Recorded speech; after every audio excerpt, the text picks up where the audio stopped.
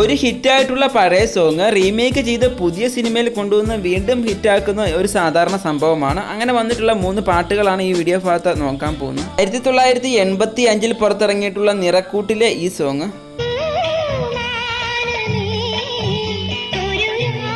Abraham മോസ്ലർ എന്ന സിനിമയിൽ Nitin K Shiva remake ചെയ്തു. 1996 പുറത്തിറങ്ങിയിട്ടുള്ള ദേവരാഗം എന്ന സിനിമയിലെ ഈ സോങ്,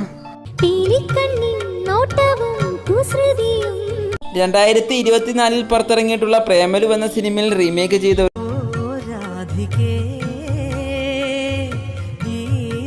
1970 പുറത്തിറങ്ങിയിട്ടുള്ള നിനേത്താലെ ഇനിക്കു എന്ന സിനിമയിലെ ഈ പാട്ട് 2007 പുറത്തിറങ്ങിയിട്ടുള്ള ധനുഷിന്റെ പൊള്ളാതവൻ സിനിമയ്ക്ക് വേണ്ടി റീമേക്ക് ചെയ്തു.